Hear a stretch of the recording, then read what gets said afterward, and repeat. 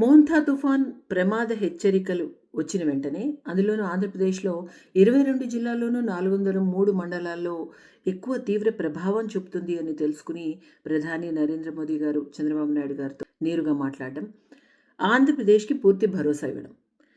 కూటమి ప్రభుత్వం ఆంధ్రప్రదేశ్లో ఈ మోంథా తుఫాన్ సమయంలో ఏ విధంగా జాగ్రత్త చర్యలు తీసుకుంది, ఇది ఖచ్చితంగా అందరం తెలుసుకోవాల్సిన విషయం. ఎందుకంటే ఇంత భారీగా ప్రాణ నష్టం జరగబోతోంది, పంట నష్టం జరగబోతోంది, పశు నష్టం జరగబోతోంది అని గమనించిన వెంటనే ఆంధ్రప్రదేశ్ కూటమి ప్రభుత్వం తీసుకున్న చర్యలు 488 కంట్రోల్ రూమ్స్ని పెట్టడం, అది ఆర్టీజీఎస్ కార్యాలయంలో నేరుగా ముఖ్యమంత్రి చంద్రబాబు నాయుడు గారు, ఉప ముఖ్యమంత్రి పవన్ కళ్యాణ్ గారు, లోకేష్ గారు కూడా అక్కడ కూర్చుని దాన్ని సమీక్ష చేయడం, ఈ యొక్క అనుసంధానించడం కంట్రోల్ రూమ్స్ విత్ ఆర్టీజీఎస్, ఆ ఇబ్బందుల్ని తెలుసుకోవడానికి, ఆ డేటా కలెక్ట్ చేయడానికి, దాన్ని ఏ విధంగా మనం మానిటర్ చేయాలి, వెంటనే అక్కడ మనం చేపట్టాల్సిన చర్యలు ఏంటి, దానిపైన ఒక అవగాహనతో ముందుకు వెళ్ళడం. అందులో ఇది చాలా బాగా ఉపయోగపడింది ఈ మోంతా తుఫాన్ సమయంలో. కాదు, ఆ యొక్క ఇన్ఫర్మేషన్ సేకరించడానికి 81 వైర్లెస్ టవర్స్. ఎందుకంటే మనకు తెలుసు తుఫాన్ అప్పుడు ఏ విధంగా కమ్యూనికేషన్ అంతరాయం కలుగుతుంది. సో సమాచారం ఎప్పుడైతే వెళ్ళలేదో మనకి ఇన్ఫర్మేషన్ రాదు. సో కొన్ని చోట్ల విద్యుత్ కట్ చేశారు. ఎందుకంటే అక్కడ కొంత కరెంటు వల్ల విద్యుత్ ప్రమాదాలు జరగకుండా 1900 తాత్కాలిక షెల్టర్స్.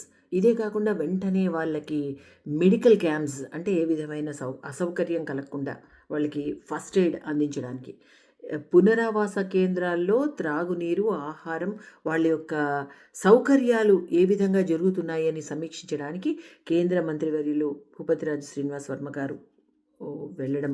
అదే కాకుండా రాష్ట్ర వైద్య ఆరోగ్య శాఖ మంత్రి సత్యకుమార్ యాదవ్ గారు, ఇంకా కూటమి ఎంపీస్, ఎమ్మెల్యేస్, ప్రజాప్రతినిధులందరూ కూడా వారి వారి నియోజకవర్గాల్లో పూర్తిగా ఫీల్డ్లో ఉండి పనిచేశారు. అంటే అది చాలా అభినందించాల్సిన విషయం. అందులోనూ ప్రభుత్వం తీసుకున్న చర్యల్లో పశుగ్రాసం 895 లక్షల టన్నులు ముందుగా జాగ్రత్త చేసుకున్నారు. 75,000 మందిని సురక్షిత ప్రాంతాలకు తరలించారండి. 145 would cutting teams, 895 immediate response, rapid response teams. So ఇన్ని జాగ్రత్తలు తీసుకున్న మూలాన ఎక్కువ ప్రాణ నష్టం కలగకుండా, అంటే పంట నష్టం, మరి ప్రకృతి వైపరీత్యాలప్పుడు పంట నష్టం ఖచ్చితంగా జరుగుతుంది, కానీ వాటికి కూడా అది మన చేతుల్లో లేదు.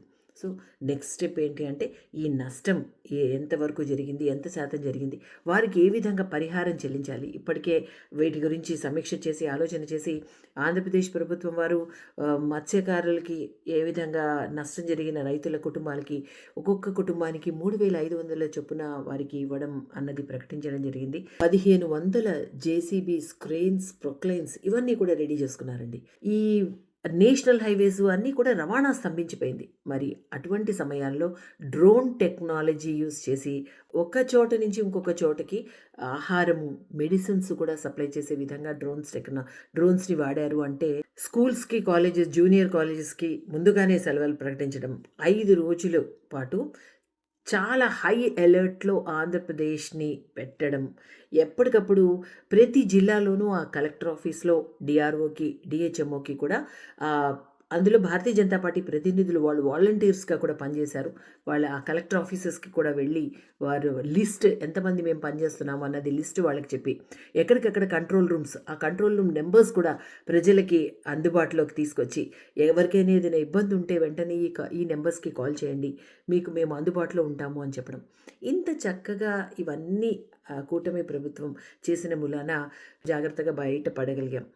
ప్రజలకి ఏ విధంగా భరోసా ఉంటుంది అంటే ఒక ప్రభుత్వం మా కోసం ఉంది, ఒక ఎలక్షన్స్ అప్పుడు వచ్చి నమస్కారాలు పెట్టి ఓట్లు అడగడమే కాదు, ఎప్పుడు ప్రజలకి ఇబ్బంది వచ్చినా ప్రభుత్వం వారికి అండగా ఉంటుంది అని కూటమి ప్రభుత్వం మరొకసారి నిరూపించుకుంది.